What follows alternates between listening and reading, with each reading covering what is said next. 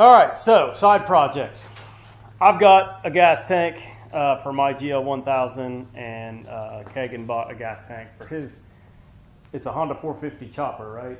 It's a CB 450, but since it'll be bored, it'll be an original 460, one of its kind. One of a kind. So anyway, we did get some good news about his chopper, and the jugs might get finished soon. So that is going to lead into another project here at Wrench Benders. However, we do know that we've got multiple gas tanks that need refinished. So I will let Ben explain what he's doing here and what's going on. So this gas tank belongs to none of those bikes. This is a gas tank I've got for a buddy of mine that I work with, and Jesse, if you get to watch this video, this is yours, obviously. If you look at the picture on our page for the channel and for our Facebook, you'll see me on my chopper, and there's another chopper beside of it. It actually won Best Chopper at Kentucky Kickdown in 2017. And this is a new tank for that bike because there was some issues with the interior of that bike. And what we're doing today is we're going to coat the inside of the tank with POR-15 coating. And this is your instructions. This is the degreaser. You add a quart of this plus a quart of water. We've already put it in the tank. And this right here, it says to cleaner gets inside surfaces, minimum of 30 minutes. So for 30 minutes, this thing needs to oscillate. I'm lazy. I don't feel like standing here and doing this for 30 minutes. So I built a rotisserie off of, this actually came off my grill because I don't use it that much anyways. We got a chicken for later. Yeah. And I built all this framework here to fit in this vise, and I put this shaft on here, welded some mounts to it. The gas tank will rotate on this shaft, and we will probably come over and loosen this vise and tilt it one way or the other as time goes on to make sure we're getting all the inside of it. But it will rotate on here and coat the inside of this tank, degrease it all. Then we'll do the metal etching, which you'll see that, and then we'll do the coating. And Jesse will have a well-coated tank. That way it will not rust interior during the winters, any condensation, thing like that. So it protects the inside of the metal surface. And then he'll have this painted and go back on that chopper. So there it is. And that's the agitation for the chemical. 30 minutes of that, and I know you guys don't want to see that, so we'll come back to it here in a bit. Which way are you going? Lock that back down.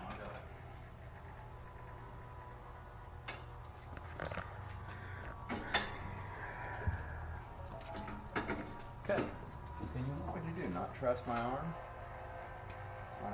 I'm just rotating our rotisserie to make sure it gets all over the bottom of the tank.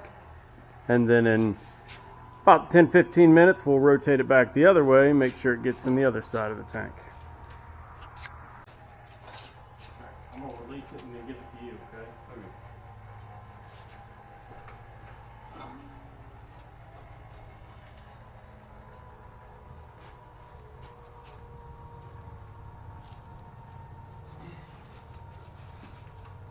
Since that seems...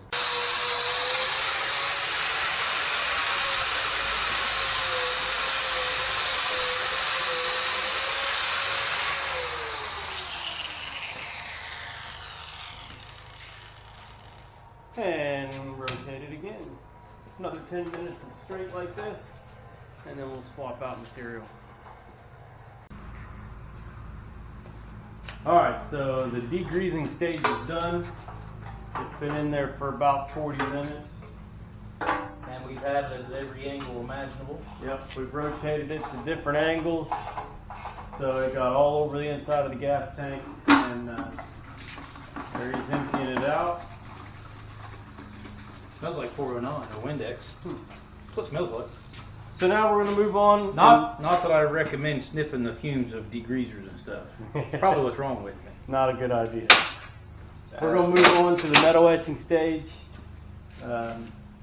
fill it back up, and repeat this process all over again. So, next step is to pour the entire bottle of metal prep in. We've obviously drained the degreaser out.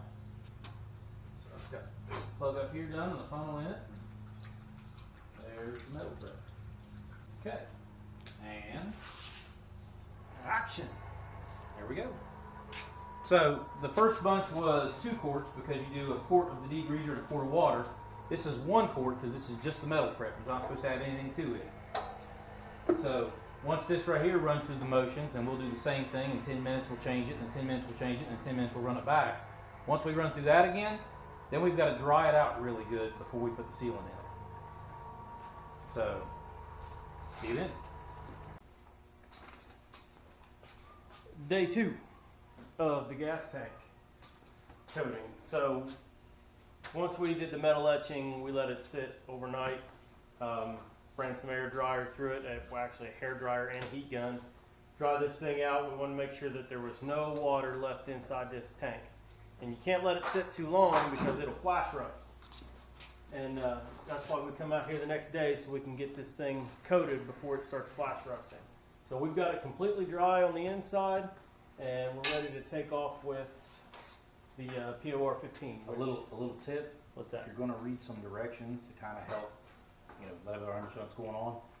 Unless you can read Spanish, don't read the Spanish side. No. The English side's easier for me to read.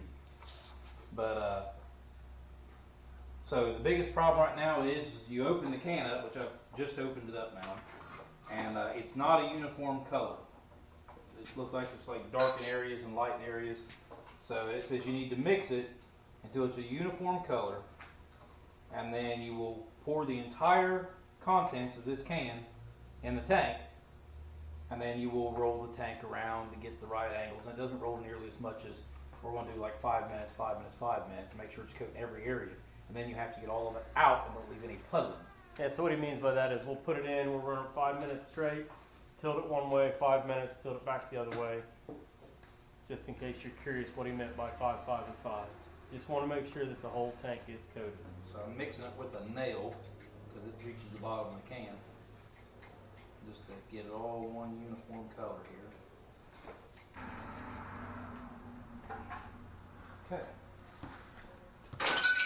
And now we'll turn it on and let it go. No, now we'll plug it in. Yeah, plugging it in is important. Now we turn it on and let it go. So, we'll see you in a few minutes. Well, it's about 20 minutes later, and we're ready to shut this thing off and dump out the excess coating. And we're going to check to make sure it's coated well on the inside. And then this gas tank's pretty much done.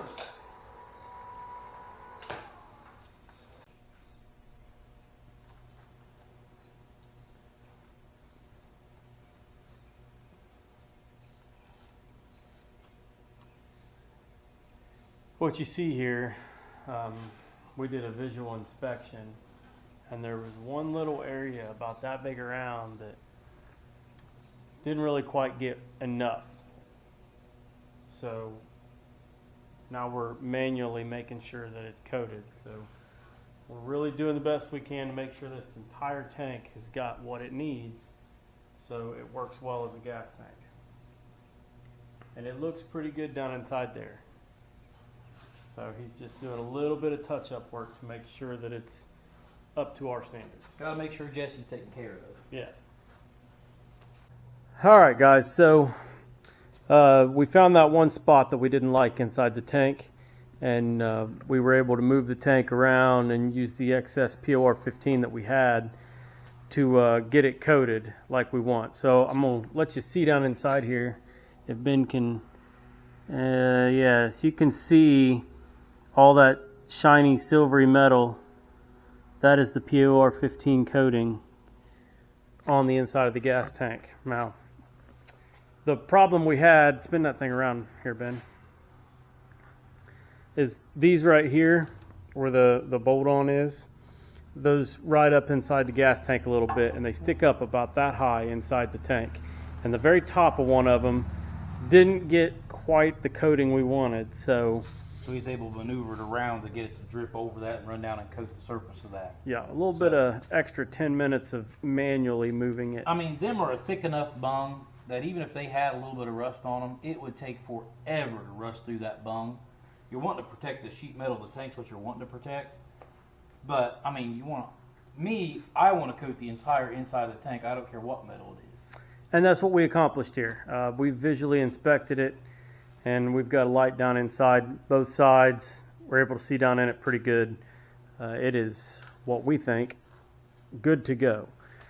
So we're going to do a little walk around your rotisserie, because I don't think that you kind of showed what that is much. Just some, if you'll notice, we have some red angle iron there and there. Yeah, that's left over from the fuel trailer project. Yeah, and the lawnmower project, and we ain't run out of metal out of that thing we cut up yet. So but what he did is he took a little piece of pipe and he cut a little section of pipe right there. You can kind of see that it's just a piece of pipe. He welded it onto the top of this angle.